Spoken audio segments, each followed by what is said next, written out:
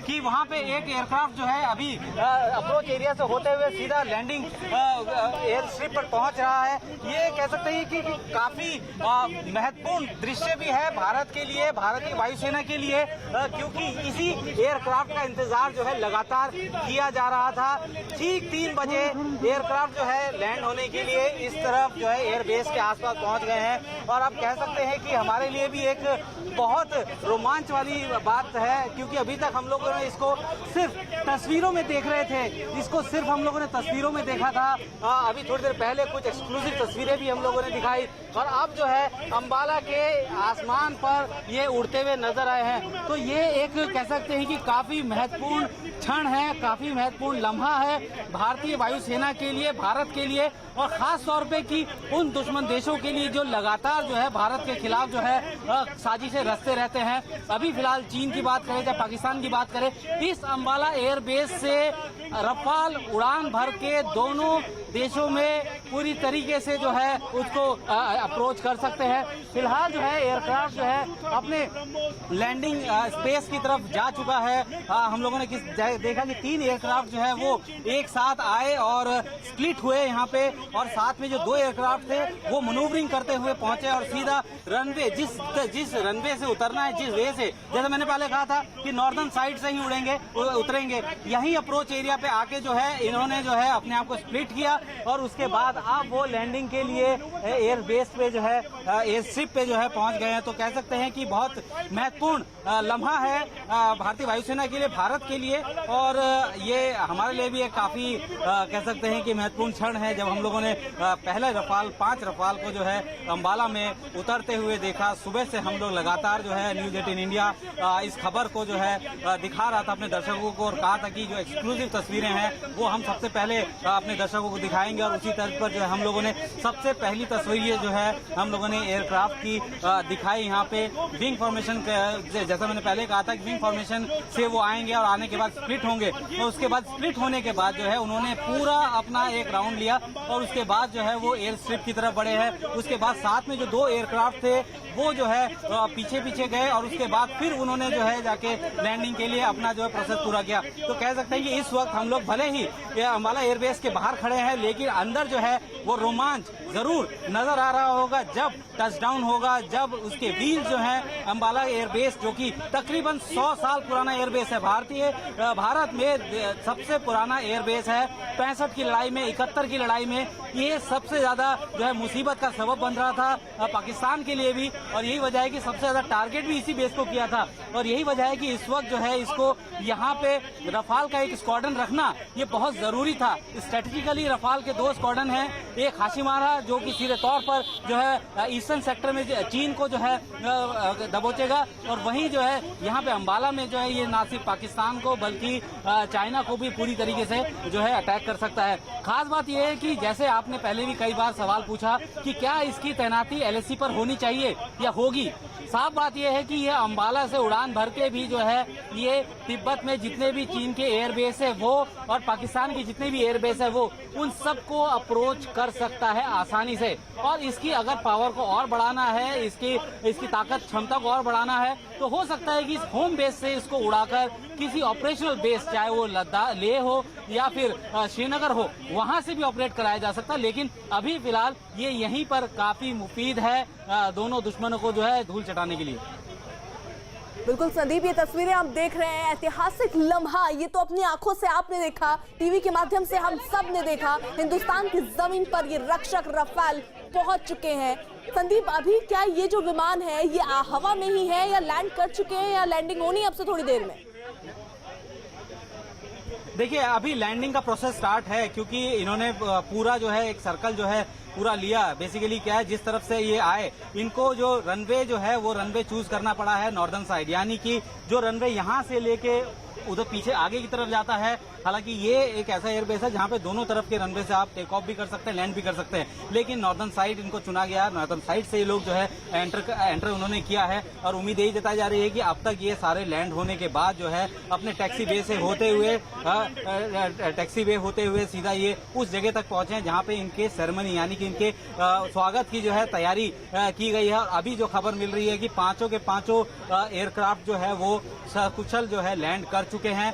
आगे की सेरेमनी जो है वो वाटर कैनन सल्यूट जो है वो बहुत ही विहंगम दृश्य होता है जब दोनों तरफ से फायर ब्रिगेड जो है वो वाटर कैनन चलाती है और उसके बीच में से जो है पानी के बीच में से जो है वो एयरक्राफ्ट निकलेंगे। तो ये काफी महत्वपूर्ण दृश्य है। हालांकि अभी उम्मीद जताई जा रही है कि एयरफोर्स की तरफ से ये तस्वीरें भी साझा की जाएंगी, लेकिन अभी की ब्रेकिंग खबर ये है कि अभी पांचों के पांचों एयरक्राफ्ट सही सलामत जो है लैंड कर चुके हैं यहाँ पे। और अभी एयर स्ट्रिप से लैंड करने के बाद अब ये धीरे धीरे टैक्सी वे से होते हुए उस टारमेक पर पहुंचेंगे जहाँ पे कि भारतीय वायुसेना प्रमुख जो है इनका इंतजार कर रहे हैं।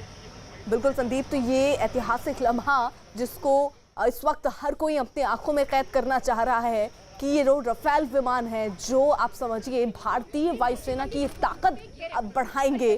पहली खेप 5 रफेल विमान फिलहाल यहाँ अंबाला एयरबेस पर पहुंच चुके हैं जो कि 100 साल पुराना एयरबेस है। और यहाँ पर एक तरीके से कहें तो अब ये ताकत, ये न सिर्फ चीन न सिर्फ पाकिस्तान, ये दुनिया भर में ये भारत की ताकत के तौर पर देखा जा रहा है। ये 2 कैमरों की नजरों से भी हम आपको दिखा रहे हैं। कैमरा 1 की तस्वीरें आप देखिए जहां पर जब गर्जना जो है इन विमानों की सुनाई दी थी और उसके बाद से ही आसमान का सीना चीरते हुए रफेल विमान आगे की तरफ बढ़े हैं। वही कैमरा नंबर 2 की तस्वीर आप देखिए जहां पर हवा में जब ये विमान उड़ रहे थे उनके साथ 2 सुखोई 30 विमान भी उस वक्त मौजूद थे। और काफी लंबा इंतजार, क्योंकि 2 बजे से पूरी देश जो है, भारत देश, वो इंतजार इस घड़ी का कर रहा था। आखिरकार वो घड़ी आंखों के सामने आई और हमने वो तस्वीरें भी देखी जब ये रफेल विमान हवा को चीरते हुए आगे बढ़ते हुए नजर आए हैं। संदीप, फिलहाल कितनी देर में लैंडिंग होगी? देखिए, लैंडिंग हो चुकी है। पांचों एयरक्राफ्ट जो है सही सलामत तरीके से लैंड कर चुके हैं। अब आगे का प्रोसेस जो है वो शुरू हो रहा है। लैंडिंग होने के बाद ये टैक्सी बे से होते हुए टारमेक पर पहुंच रहे हैं जहां पे कि इनके ग्रैंड वेलकम की जो है तैयारी की जा रही है। वाटर कैनन सल्यूट की जो है यहाँ पे तैयारी की जा रही है। लेकिन इसकी बात हम लोग करें 17 स्क्वाड्रन जो इसको स्क्वाड्रन नंबर प्लेट दिया गया है, दरअसल ये काफी महत्वपूर्ण है। जब मिग 21 टाइप 96 एयरक्राफ्ट करगिल के दौरान यहाँ से उड़ान भर रहे थे, कश्मीर से उड़ान भर रहे थे, तब उसको जो कमांड कर रहे थे वो पूर्व वायुसेना प्रमुख थे BS धनोवा। वो जो है इस स्क्वाड्रन के उस वक्त जो है सीओ हुआ करते थे 17 स्क्वाड्रन के। और अब जो है जब वो पूरी तरीके से फेज आउट हो गए हैं उसके बाद अब ये रफाल को ये स्क्वाड्रन दिया गया है, 17 स्क्वाड्रन गोल्डन एरो। और ये सीधे तौर पर ये दिखाता है कि जिस तरीके से जो पाकिस्तान को भारतीय चौकियों से जो मार के भगाया था और डेडलीस्ट जो है अटैक जो इस स्क्वाड्रन ने किया था, उसके बाद अब एक बार फिर से जो है अब वो नई शक्ल, नई सूरत, नए ताकत के साथ जो है रफाल के तर्ज पर जो है वही स्क्वाड्रन जो है अब अपने दुश्मनों को जो है मुंह तोड़ जवाब देने के लिए इस वक्त तैयार है। हालांकि पहले से ही ये तय है कि अगस्त के दूसरे हफ्ते में जो है इसका आधिकारिक तौर पर जो है इंडक्शन होगा, इसकी जो स्क्वाड्रन है वो रेज होगी और उसके बाद जो है तब तक जो है ये जो बीच के 2 हफ्ते हैं उस 2 हफ्ते में एयरक्राफ्ट से संबंधित वो सारी चीजें जो हैं उस पर जो है नजर रखी जाएगी। क्योंकि अभी इस वक्त जो है अंदर फ्रांस दूतावास के अधिकारी भी मौजूद हैं। दासो एविएशन जिसका ये एयरक्राफ्ट है फ्रांस के, उनके अधिकारी यहाँ पे मौजूद हैं, टेक्निकल स्टाफ यहाँ पे मौजूद है।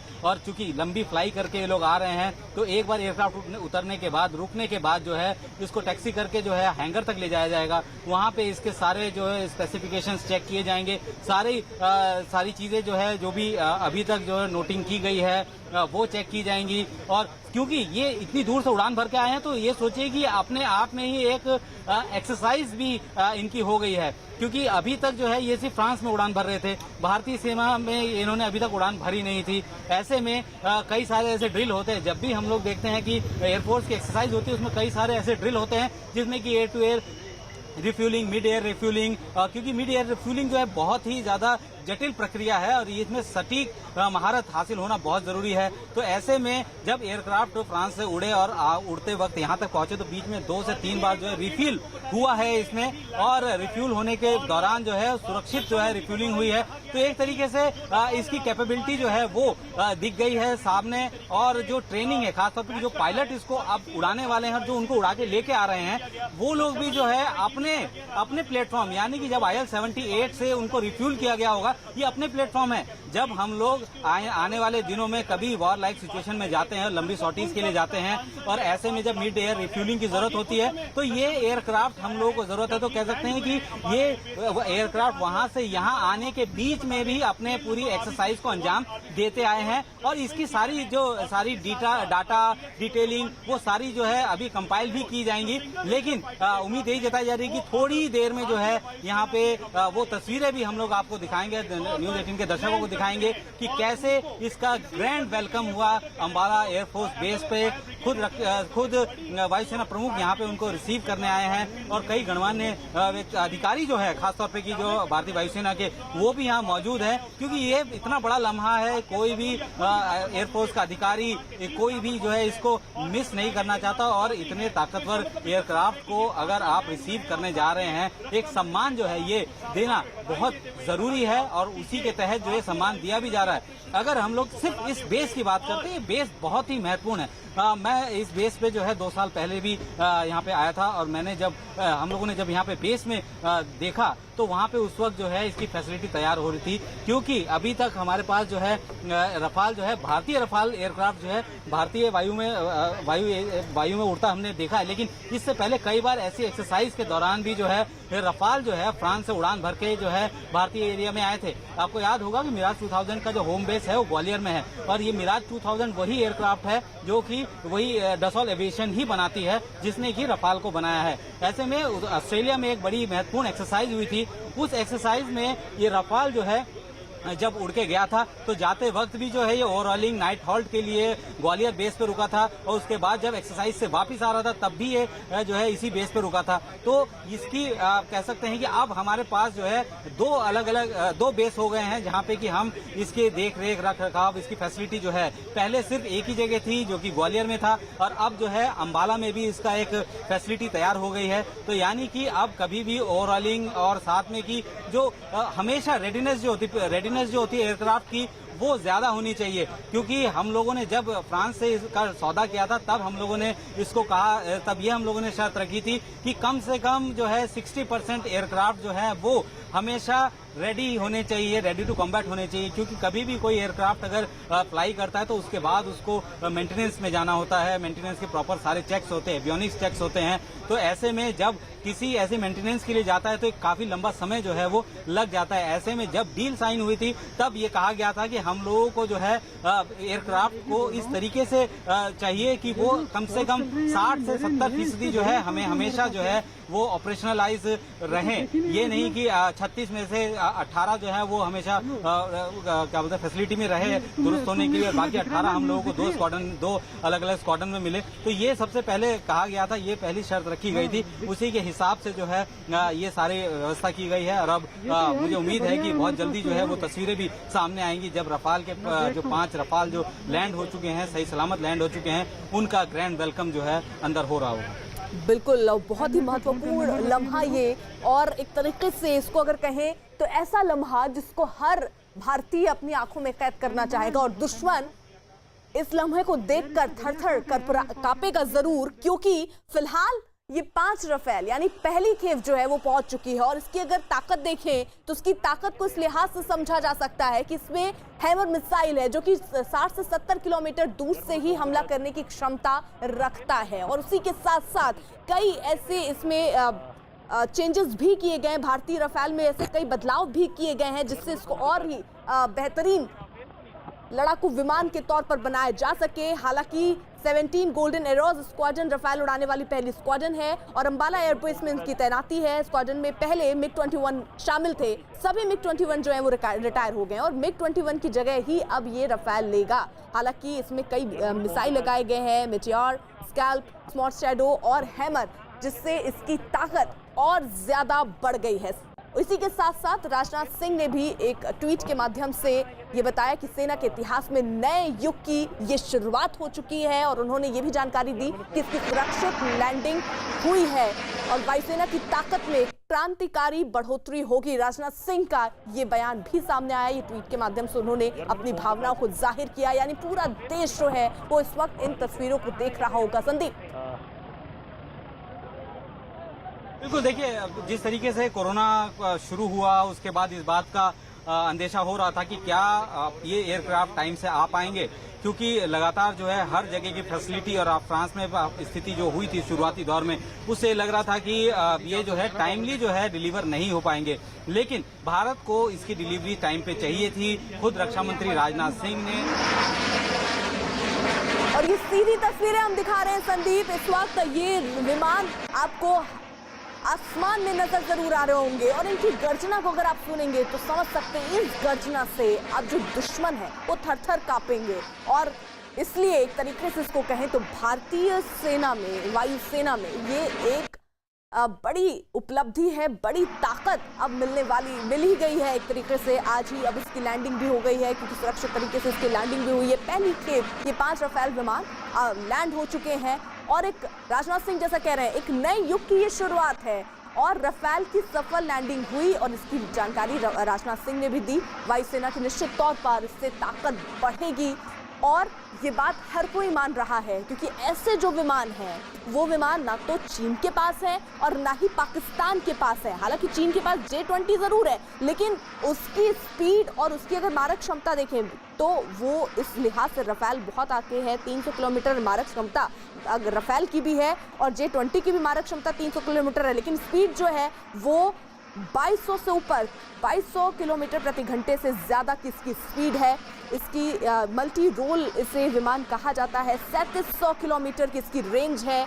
इसकी लंबाई जो है 15.30 मीटर की इसकी लंबाई है। इसकी ऊंचाई 5.30 मीटर की है और ये इस लिहाज से अगर आप समझिए तो ये कितना ताकतवर विमान है। और इसमें कुछ बदलाव भी किए गए हैं। इसमें इजराइल हेलमेट माउंटेड डिस्प्ले लगे हैं, रडार वार्निंग रिसीवर लगाए गए हैं, डेटा रिकॉर्डिंग सिस्टम इसमें है, ताकि अगर कोई हादसा, भगवान न करे कोई हादसा अगर कभी होता है तो उसका डेटा रिकॉर्डिंग का सिस्टम भी है, ताकि समझा जा सके कि किन वजहों से ऐसा हुआ होगा, क्या दिक्कतें आई हैं। ट्रैकिंग सिस्टम है, इंफ्रारेड सर्च बदला गया है, नज़दीकी लक्ष्य भेदने के लिए इसमें हैमर मिसाइल जो है वो लगाया गया है, यानी MiG-21 की जगह लेगा ये रफेल विमान। और बेहद ही महत्वपूर्ण और ऐतिहासिक लम्हा इस वक्त टीवी स्क्रीन पर आप देख रहे हैं। इसी बीच हमारे साथ MJ विनोद जो कि रक्षा विशेषज्ञ हैं वो जुड़ चुके हैं। विनोद जी, आज सिर्फ और सिर्फ यही एक शब्द, यही एक सेंटेंस दिमाग में आ रहा है, दुश्मन का काल, आ गया रफाल।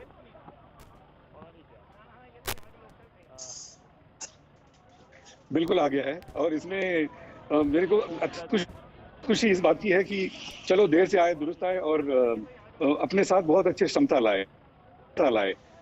सबने मैं कहते कहते रह गया था, जो हवा से जमीन मार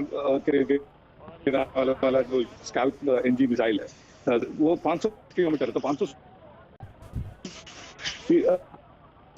के जो चीनियों के 400 के साइड गिरफ्त में हैं और हम उससे दूर से हवाई मार्ग तो 100 किलोमीटर दूर मारने वाली मीका और मिसाइल अवेलेबल है और मीका मिसाइल जो है ऑलरेडी हमारे पास सर्विसेज वो भी अवेलेबल है।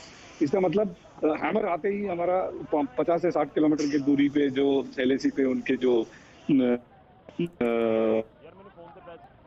मार गिरा सकते हैं। तो एक 15 से 20 दिन मैक्सिमम 1 महीने में हमारा रफाल जो है तैयार हो जाए। बहुत महत्वपूर्ण बात है और आप लोग लाइव इसका आ रहे हैं बहुत बिल्कुल, क्योंकि ये देखिए विनोद जी ऐतिहासिक लम्हा है और इसे हर कोई अपनी नजरों में कैद करना चाहेगा। और जो गर्जना हमने सुनी और उसी गर्जना का जिक्र विनोद जी अब से थोड़ी देर पहले भी हम कर रहे थे कि ये गर्जना जो है वो चीन और पाकिस्तान को भी सुनाई देगी। और इसलिए आपको क्या लगता है जो तनाव की स्थिति बनी हुई है LAC पर वो कुछ कम होगी? चीन डरेगा थोड़ा, उसको लगेगा कि अब 5 रफेल विमान आ चुके हैं भारत में।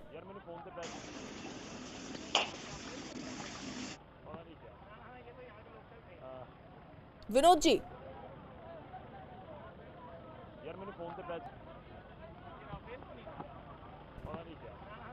तो शायद उन तक आवाज नहीं पहुंच रही है, लेकिन ये तस्वीरें जो सामने आई हैं वो वाकई काफी लंबे वक्त तक ये जो है आपके जहन में रहेगा। संदीप हमारे साथ जुड़े हुए हैं जिन्होंने ये तस्वीरें खुद अपनी आंखों से उस वक्त देखी, क्योंकि अम्बाला एयरबेस पर ही वो इस वक्त मौजूद हैं। संदीप, आप क्योंकि वहीं पर मौजूद थे, ये तो हमने तस्वीरों के माध्यम से रफाल को देखा, टीवी पर देखा, आपने तो सामने से इन विमानों की गर्जना को अपने कानों से सुना होगा, इन तस्वीरों को अपनी आंखों से देखा होगा। वो ऐतिहासिक लम्हा, क्या कहेंगे आप?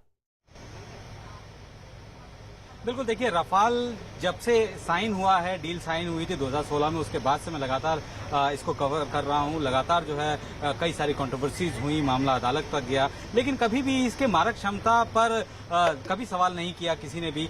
ये कह सकते हैं कि प्रोक्योरमेंट की प्रोसेस को लेकर भले ही सवाल हुए, लेकिन वो गई बात हो गई है। अब उस पर चर्चा ना तो कोई करना चाहता है, लेकिन इतना जरूर है कि जिस तरह से हम लोग पिछले कुछ दिनों से लगातार रफाल की मारक क्षमता के बारे में बता रहे थे, आज जब आसमान पे उड़ रहे थे तो वाकई एक अच्छी सी फीलिंग हो रही थी देखते हुए कि इस एयरक्राफ्ट को, जिस पर हम लगातार जो है न्यूज 18 इंडिया अपने दर्शकों को बता रहा था, इसकी खामियों के बारे में, चाइना और पाकिस्तान की खामियों के बारे में, खूबियों के बारे में जो भारतीय वायुसेना की, उसके बारे में, कैसे जो है अम्बाला में तैनात होकर भी उसको वो जो है पाकिस्तान और चीन को जो है पूरी तरीके।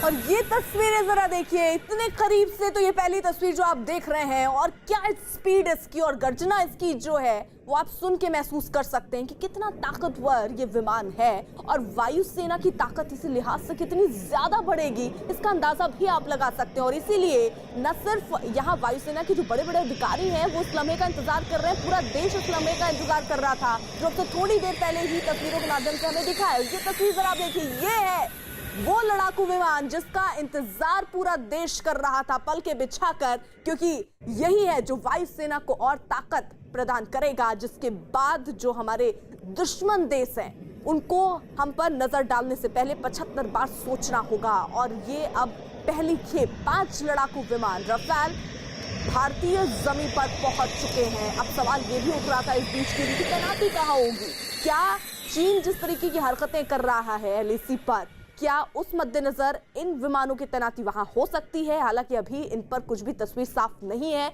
लेकिन ऐसी संभावना भी दिख रही है कि कुछ ही दिन बाद इनकी तैनाती भी तय कर दी जा सकती है।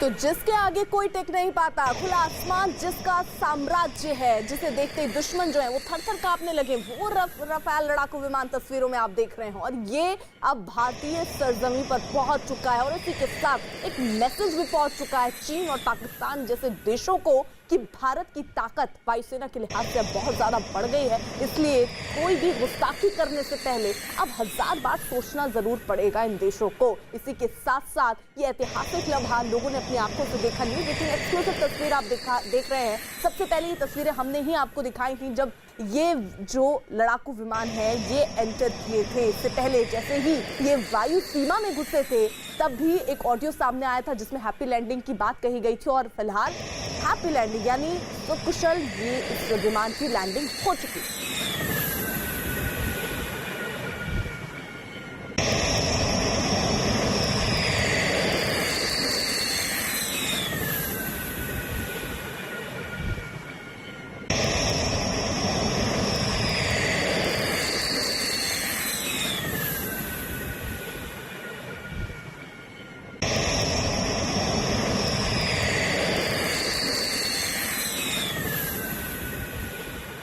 तो भारत ने जब 2007 में नए लड़ाकू विमान खरीदने का फैसला किया था, तब सुखोई 30 दरअसल भारत में आ चुका था। अपनी कैटेगरी में सुखोई भी बेहतरीन लड़ाकू विमान है, इसलिए लोगों ने सलाह देनी शुरू की कि सुखोई क्यों न खरीद ली जाए। लेकिन आज जब ये तस्वीरें आप देख रहे होंगे तो आप बखूबी ये समझ सकते हैं कि सुखोई से कई बढ़कर ये वायुसेना की ताकत बढ़ाएगा। इसीलिए ये फैसला कि रफाल जो है वो भारत के लिए लाए जाए और उसी के तहत ये डील डन की गई और 36 रफाल विमान आने हैं, जो कि इनकी पहली खेप, जिनमें 5 ये रफाल लड़ाकू विमान जो कि पहुंच चुके हैं, भारतीय जमीन में लैंड कर चुके हैं। और ये ऐतिहासिक लम्हा आपने अपनी आंखों से भी देखा है।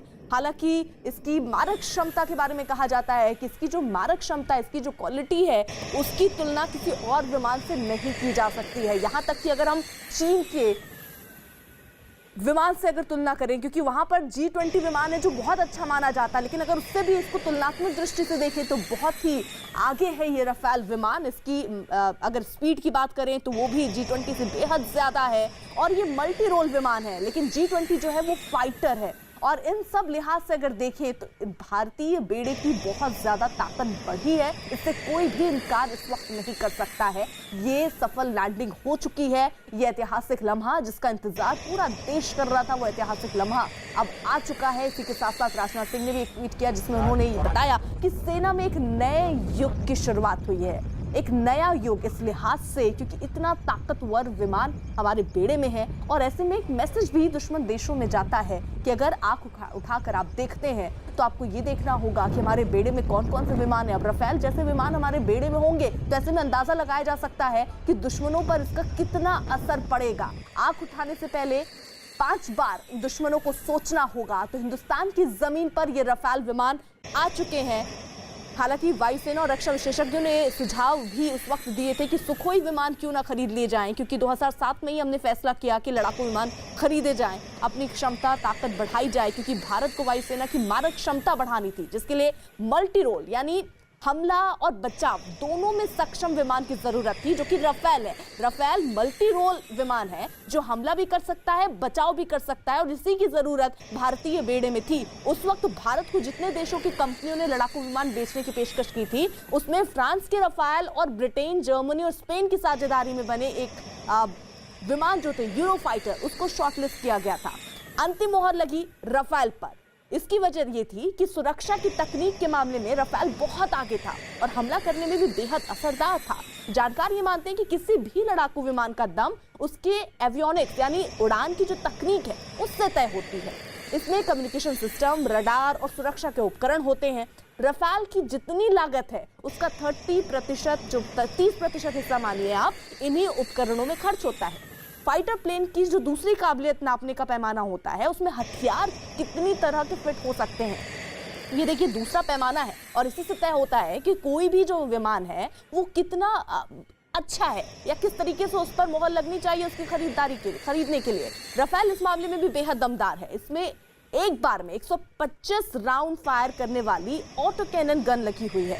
रफाल में 14 हार्ड पॉइंट यानी मिसाइल लगाने की जगह है, जिनमें हर तरफ की मिसाइल लगाई जा सकती है। हवा से हवा में मार करने वाली, हवा से जमीन पर निशाना लगाने वाली और हवा से युद्धपोत पर हमला करने वाली मिसाइल रफाल से दागी जा सकती है। खास तौर पर रफाल के लिए भारत ने हैमर मिसाइल खरीदने का फैसला किया था और ये मिसाइल जो है वो हवा से ही 70 किलोमीटर दूर सटीक निशाना लगा सकती है। और दूसरे एयर टू ग्राउंड मिसाइल में ये जैम भी नहीं होती है उनकी तरह। वहीं भारत ये जो विमान रफाल ले रहा है, ये हवा से हवा मार करने वाली, इसमें मोटियार मिसाइल भी लगी हुई है, इससे भी लैस है और ये बेहद ही घातक इस लिहाज से बन चुका है। आवाज से भी 4 गुना ज्यादा रफ्तार से चलने वाली ये मिसाइल जब रफाल से निकलती है तो दुश्मन को पलक झपकने तक का मौका नहीं मिलता है। और इन्हीं सब खूबियों के कारण ये फैसला लिया गया कि भारत में आएगा तो रफाल, और इसीलिए इसकी डील की गई और 36 रफाल विमान दरअसल आने हैं भारत में। और इसकी पहली खेप यानी 5 ये लड़ाकू विमान रफाल पहुंच चुके हैं भारत और ताकत भी इसी के साथ बढ़ चुकी है भारतीय बेड़े की। और 2 महत्वपूर्ण मैसेज भी यहाँ जाते हैं। पहली ये कि हमारी ताकत तो बढ़ी है, दूसरी ये कि किसी भी स्थिति से निपटने के लिए भारत अब पूरी तरीके से तैयार है, क्योंकि अब हमारे पास ये विमान भी हैं जो दुश्मनों के छक्के छुड़ा सकती हैं। संदीप हमारे साथ है। संदीप, एक बार अपना सवाल दोबारा से दोहराएंगे। संदीप, अगर आवाज आप तक पहुंच रही हो तो जरा बताइए कि फिलहाल वहां पर क्या तस्वीर आप देख पा रहे हैं, क्या हलचल देख पा रहे हैं। अंबाला एयरबेस पर मौजूद हैं आप। देखिए, जो सबसे बड़ी हलचल थी वो हम लोगों ने देख ली, किस तरीके से रफाल जो है आए और उसके बाद जो उन्होंने लैंड किया।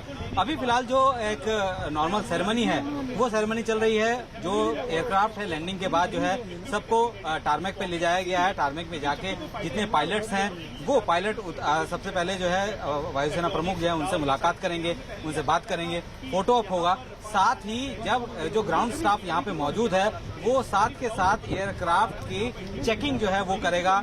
उसके जो जितने भी ऐसे सिस्टम्स हैं जिनको कि लगातार चेक किया जाना है वो चेक होगा। और अभी फिलहाल जो अभी तक जानकारी मिल रही है कि वायुसेना प्रमुख जो है सबसे मिल रहे हैं। एक बाकायदा रफाल को बैकग्राउंड में रख के जो है एक पूरी तस्वीर भी जो है एक ग्रुप फोटो भी होगा और उसके बाद जो है बातचीत होगी। और अभी फिलहाल इंतजार यही है कि जो सेरेमनी अभी अंदर हुई है उसके बारे में जो है वायुसेना की तरफ से अभी थोड़ी देर में हो सकता है कि कुछ तस्वीरें और कुछ वीडियो जारी किए जाएं। लेकिन ये एक वाकई बहुत महत्वपूर्ण लम्हा है। हालांकि हम लोग सुबह से जो है अंबाला के बाहर मौजूद थे और लगातार हमारा सर जो है आसमान की तरफ था ये देखने के लिए कि किस वक्त जो है एयरक्राफ्ट जो है अंबाला के आसमान पर नजर आएंगे।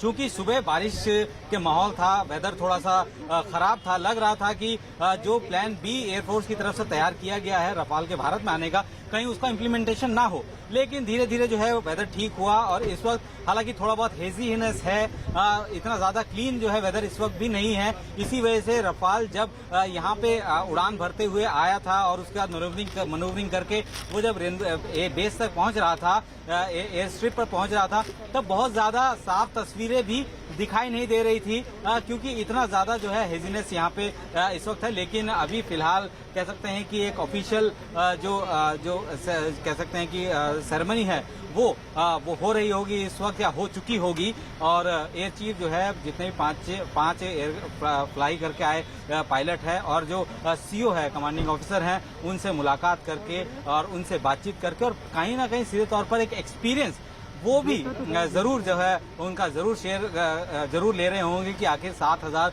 किलोमीटर जो है फ्लाई करके आना, यानी कि पहले दिन जब फ्रांस से अबू धाबी पहुंचा तो 7 घंटे लगातार फ्लाई किया, उसके बाद अब 3 से 4 घंटे लगातार फ्लाई। और इस दौरान जो है कई सारे ऐसे सिस्टम्स जो है उन्होंने चेक किए, खास तौर पे कि जो इंटीग्रेशन है, जैसे ही भारतीय वायुसेना में सेना के जो एयरक्राफ्ट जो है वो भारतीय वायु सीमा में पहुंचे तो सबसे पहले जो कोलकाता क्लास डिस्ट्रॉयर है जो कि अरेबियन सी में तैनात था उसने सबसे पहले वेलकम किया। उसके बाद जो है सुखोई 30 जो है उसको एस्कॉर्ट करते हुए लेके आए। हालांकि इस वक्त जब यहाँ तक पहुंचे तो सुखोई 30 साथ में नहीं थे, सिर्फ 5 ही एयरक्राफ्ट हैं जो कि फ्रांस से चले थे वही यहाँ तक पहुंचे हैं।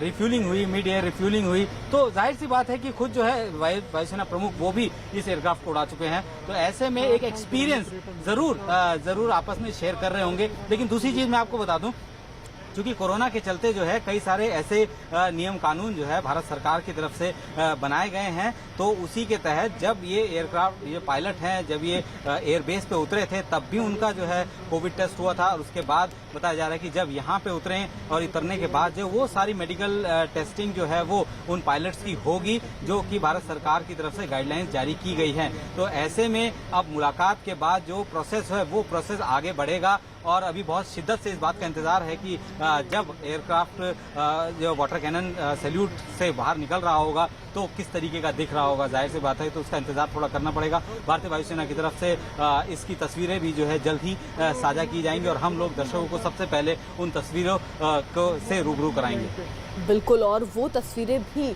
हमने अब से थोड़ी देर पहले देखी संदीप, जहां पर गरजते हुए आसमान का सीना चीरते हुए ये 5 रफाल विमान आगे की तरफ बढ़े और उसके बाद ये तस्वीरें भी हम देख रहे हैं। यही वो रफाल है जिससे दुश्मन देश जो है वो थर-थर कांपेंगे, क्योंकि ये जो लड़ाकू विमान है वो हर मौसम हर जगह अपने मिशन को बेहद आसानी से अंजाम दे सकता है। रफाल को अगर अलग उड़ता हुआ हथियारों का गोदाम भी कहा जाए तो गलत नहीं होगा, क्योंकि इस लड़ाकू विमान में मिसाइल से लेकर परमाणु बम तक छोड़े जाने की क्षमता है और ये बहुत से हथियार लेकर उड़ान भर सकता है। संदीप, इस लिहाज से भी बेहद महत्वपूर्ण ये विमान। बिल्कुल, देखिए इसकी कैपेबिलिटी इसी से जाहिर होती है कि ये अपने से दोगुना वजन, दोगुने से भी ज्यादा वजन उठा सकता है। अगर 10,000 किलो इसका वजन है तो ये तकरीबन कुल मिला के 24,000 किलो के आसपास जो है, 2400 किलो के आसपास जो है ये लेकर टेक ऑफ कर सकता है। और सबसे मेन चीज मैं बताऊं आपको कि यहाँ पे हमारी जो ताकत है वो चीन से बेहतर क्यों है।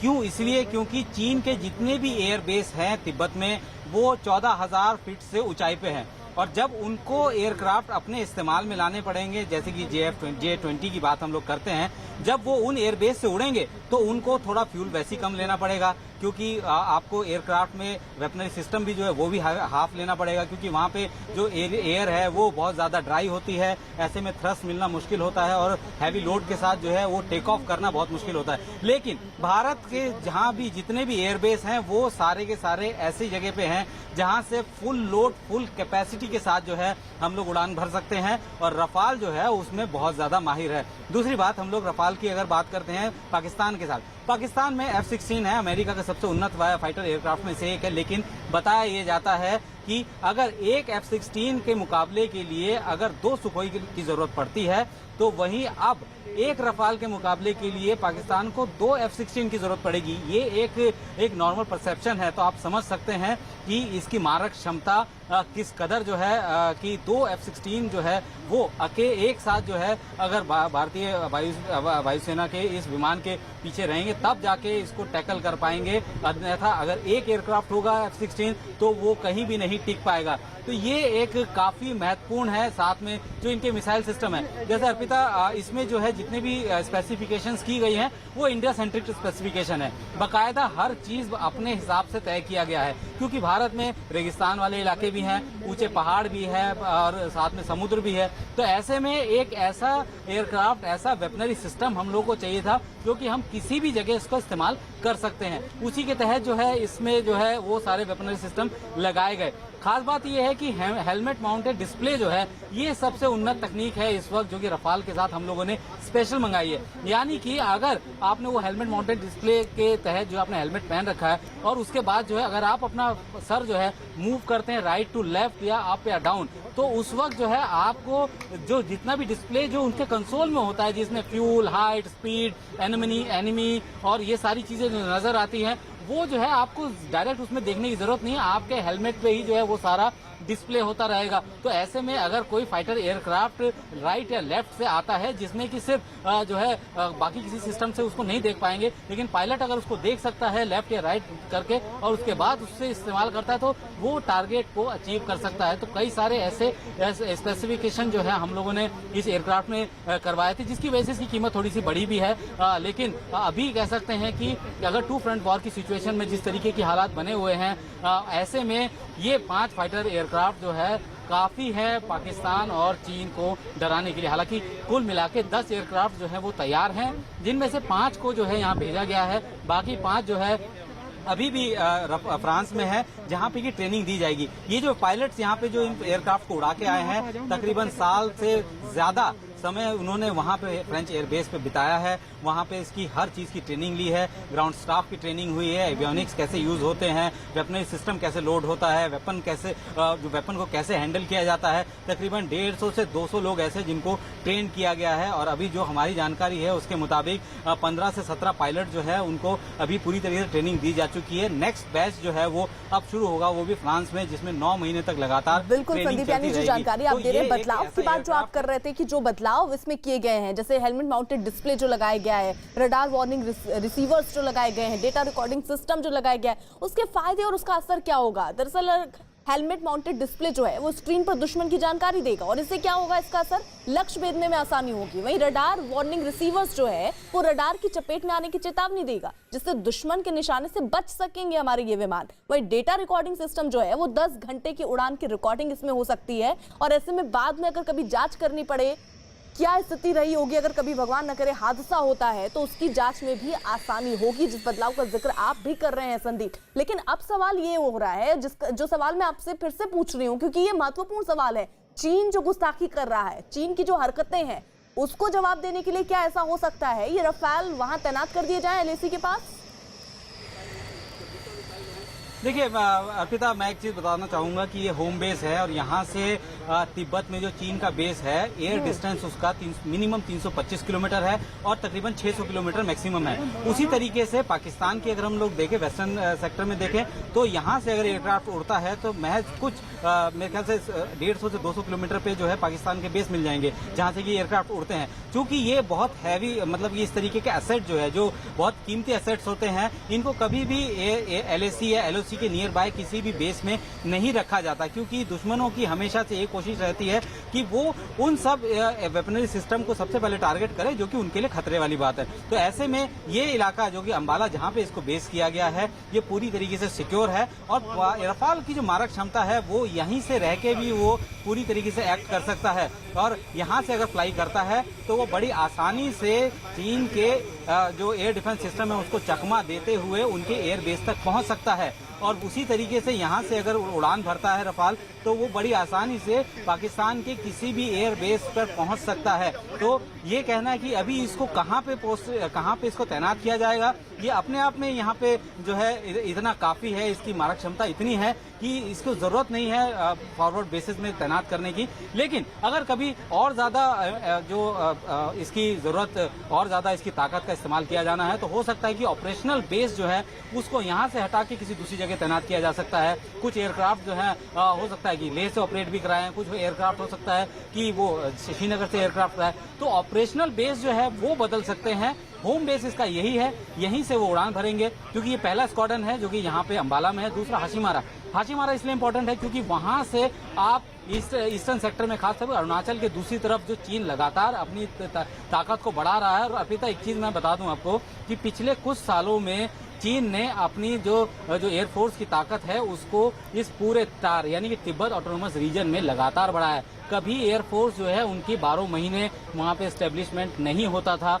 आते थे, एक्सरसाइज करते थे, चले जाते थे। लेकिन पिछले 2 साल से उन्होंने उस जगह पे परमानेंट हैंगर बना दिए हैं और साथ ही जो है वहाँ पे 12 महीने जो है उनकी एक्सरसाइज चल रही है। विमान जो है फाइटर उनके वहीं पर ही तैनात है। तो ऐसे में रफाल अगर 2 फ्रंट पे यानी कि अगर अंबाला और दूसरा हाशीमारा में रहेगा तो अच्छे तरीके से जो है चीन पर नकेल कसी जा सकेगी। और उसी को ध्यान में रखकर ही ये फैसला लिया गया कि 2 स्क्वाड्रन जो कि 36 एयरक्राफ्ट होंगे, 18 एयरक्राफ्ट का एक स्क्वाड्रन होगा, उनको जो है ऐसी जगह तैनात किया गया जहां पे हम बात करें संदीप, चीन के साथ तो है, मतलब चीन तो डरा हुआ ही है, साथ ही साथ पाकिस्तान की हालत भी पतली है, क्योंकि जो स्कैल्प मिसाइल की बात हम कर रहे हैं उससे बेहद ज्यादा इमरान डरे दिख रहे हैं, क्योंकि मारक क्षमता जो इसकी 500 किलोमीटर है, वही बालाकोट जैसे ऑपरेशन के लिए बेहद कारगर है। ये 2 तस्वीरें जरा देख लीजिए एक बार फिर से। अंबाला ये पहुंचा रफाल, हमारे ये 5 विमान, और रफाल को वाटर सैल्यूट दिया गया है, यानी इस अंदाज से कुछ इसका स्वागत हुआ है। वाटर सैल्यूट के माध्यम से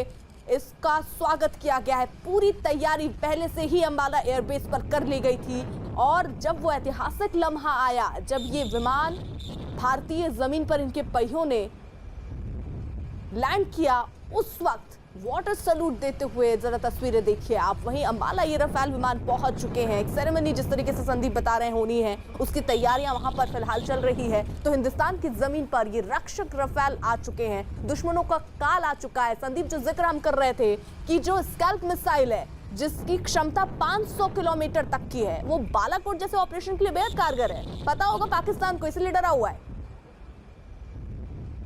बिल्कुल, देखिए हम लोगों ने जान के इस तरीके की स्पेसिफिकेशन इस्तेमाल की है, इस तरीके के वेपनरी सिस्टम हम लोगों ने चूज किए हैं कि जिससे हम लोगों को बहुत ज्यादा दिक्कत ना हो, हम लोग जो है अपनी सीमा में रहकर भी जो है बालाकोट जैसे ऑपरेशन को अंजाम दे सकते हैं। हालांकि हमारे मिराज जो है 2000 जो कि इन्हीं जो एयरक्राफ्ट जो बनाता है डॉसो एविएशन, उसी का एयरक्राफ्ट है मिराज 2000। उसने जाके जो है वहां पे जिस तरीके से बालाकोट में आतंकी ठिकानों को नेस्त नाबूद किया था, अब जरूरत नहीं होगी कभी भी LOC को क्रॉस करके जाना और वहां जाके बॉम्ब गिरा के आना। यहीं से टारगेट सेट किया जाएगा, अपने इलाके से मिसाइल फायर की जाएगी और वहां पे जो आतंकी जितनी भी गतिविधियां उनको खत्म किया जा सकता है। यही वजह है कि लगातार जो है भारत उन सारे स्पेसिफिकेशन और उन सारी चुनौतियों को ध्यान में रख के वेपनरी सिस्टम को चूज किया है और ये एयरक्राफ्ट जो है वो न्यूक्लियर वॉरहेड को भी ले जा सकता है। तो ऐसे में ये वाकई इसके आने से पाकिस्तान को चिंता जरूर है, क्योंकि पाकिस्तान के पास सबसे उन्नत एयरक्राफ्ट अगर कोई है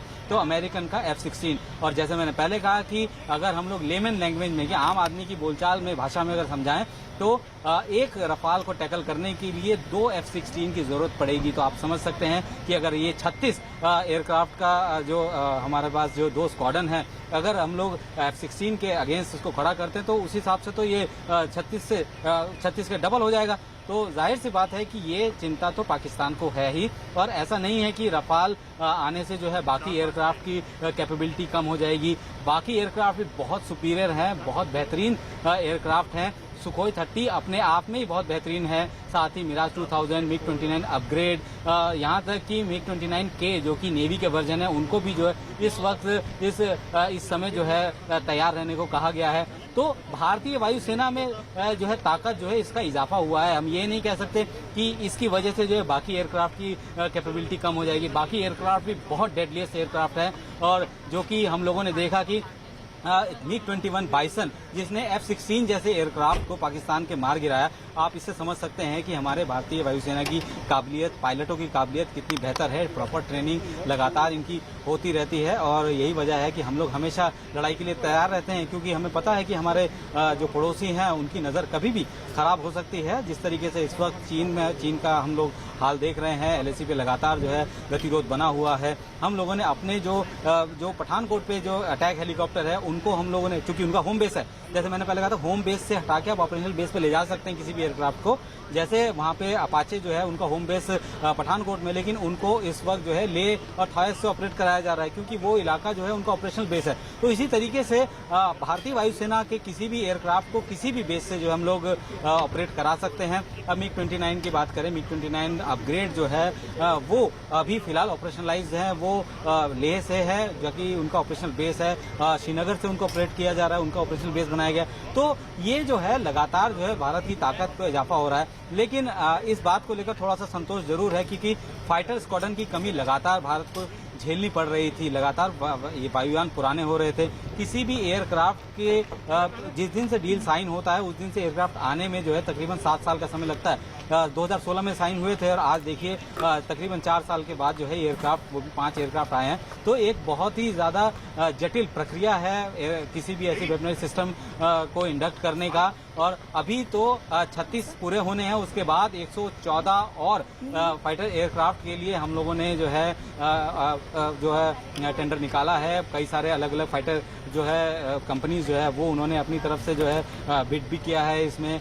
तो अब देखते हैं कि जो कमियां जो है भारतीय वायुसेना की जो फाइटर स्क्वाड्रन की, जो कि मौजूदा हालात में 43 होनी चाहिए थी, लेकिन अब 31 या 32 ही हैं, तो उनको जल्द से जल्द पूरा किया जाए। और इस तरीके के रफाल जैसा deadliest multi role combat aircraft अगर हमारे पास है तो कहीं ना कहीं वो काफ़ी हद तक जो है उस कमी को हम भरपाई कर सकते हैं। तो संदीप, ये ऐतिहासिक तस्वीरें आज पूरा देश देख रहा है और सब गर्व की अनुभूति के साथ इन तस्वीरों को जी रहे हैं।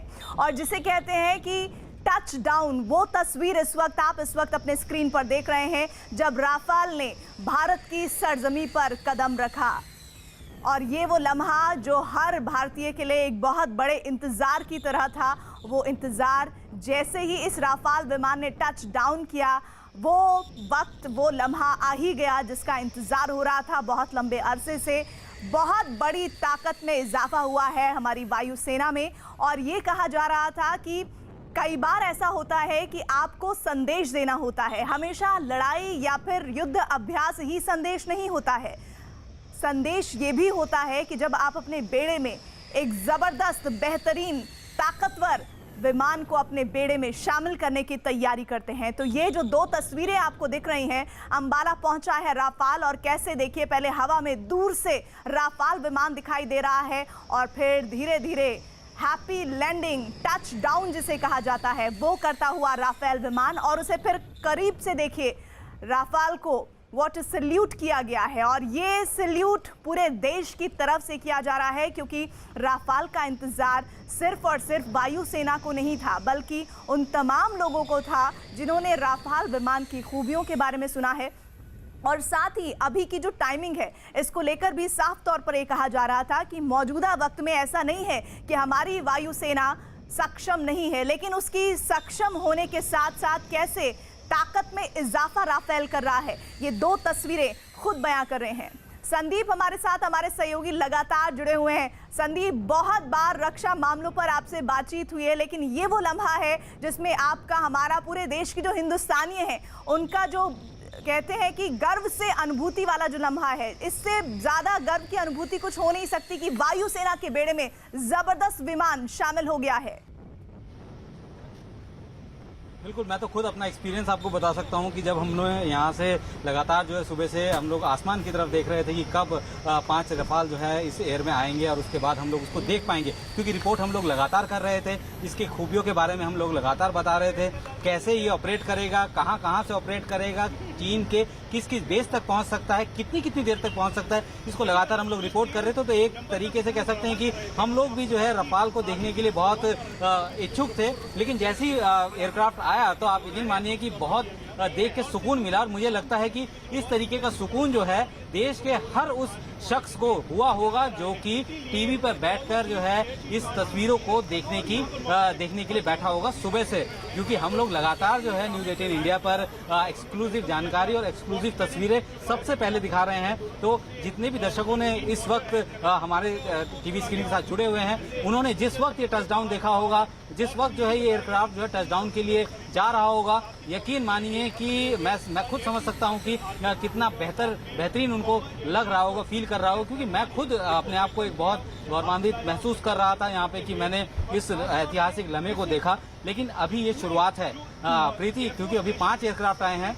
5 एयरक्राफ्ट जो है पड़ोसियों को दहलाने के लिए काफी हैं, क्योंकि 5 एयरक्राफ्ट और तैयार हैं जो कि अभी ट्रेनिंग पर्पज से वहाँ पे रखे गए हैं। अभी जो है बाकी पायलट्स की ट्रेनिंग होनी है। 36 एयरक्राफ्ट हैं, तो उस हिसाब से तकरीबन 70 पायलट को जो है ट्रेन किया जाएगा। हमारे यहाँ पे थोड़ा सा सिस्टम ऐसा है कि हम लोगों ने किसी भी एक पर्टिकुलर कंट्री से जो है एयरक्राफ्ट नहीं लिए हैं, हर बार अलग अलग कंट्री से हम लोगों ने एयरक्राफ्ट लिए। और शायद इसकी वजह से ये होगा कि जिस कंट्री में बेहतरीन सुपीरियरिटी होगी एयरक्राफ्ट की, हम लोग उसको चूज करते हैं। रफाल उसमें जो है सारे एयरक्राफ्ट में जो है खरा साबित हुआ। खास तौर पे कि हम लोग बात करें, अमेरिकन 2 कंपनी थी, F-18, F-16, ये दोनों ने बिड किया था। साथ ही यूरो फाइटर जो है वो भी बिडिंग में था कि वो चाहता था कि उनका एयरक्राफ्ट आए। साथ ही मिग 35 जो है वो भी इस लाइन में था कि भारतीय वायुसेना उसको ले। हालांकि इमरजेंसी परचेज के तौर पर इससे पहले भी हम लोगों ने जो मिराज 2000 है उसके 2 स्क्वाड्रन पहले लिए थे, एक बाद में। और अब जो है इमरजेंसी परचेज के दौरान हम लोगों ने फ्लाईवे कंडीशन, हमारी शर्त ये थी कि फ्लाईवे कंडीशन में आने चाहिए। नहीं तो पहले क्या होता है कि फ्लाईवे आपने करार कर लिया, फिर हम लोग एक यहाँ पे फैसिलिटी देखेंगे, उसके साथ करार होगा, फिर वो टेक्नोलॉजी इनको पास करेंगे, फिर वो यहाँ बनाएंगे, जिसमें लंबा समय लगता है। तो इसीलिए भारत ने जब ये डील साइन की, संदीप, ये तस्वीरें और इससे साथ जो जानकारियां आप दे रहे हैं बहुत अहम है। अभी राफाल विमान की टचडाउन, जिसे लैंडिंग कहते हैं, हैप्पी लैंडिंग की तस्वीरें इस वक्त हमारे व्यूवर्स देख रहे हैं। और सबसे बड़ी बात ये कि अब आगे का प्रोसेस शुरू होगा। वायुसेना के बेड़े में शामिल होने से पहले प्रॉपर ट्रेनिंग दी जाएगी और तैयार किया जाएगा कि किस तरह से राफाल को चलाया जाएगा। हमारे 5 जो राफाल के इस वक्त उड़ाने वाले जाबाज हैं, उनको पूरा देश इस वक्त सलाम कर रहा है। लेकिन ये दिल को छू लेने वाली तस्वीरें हैं। राफाल अब वायुसेना के बेड़े में शामिल होगा और ताकत में इजाफा होगा, एक ऐसा इजाफा जो हमारे पड़ोसी मुल्कों के लिए एक बहुत बड़ा संदेश है।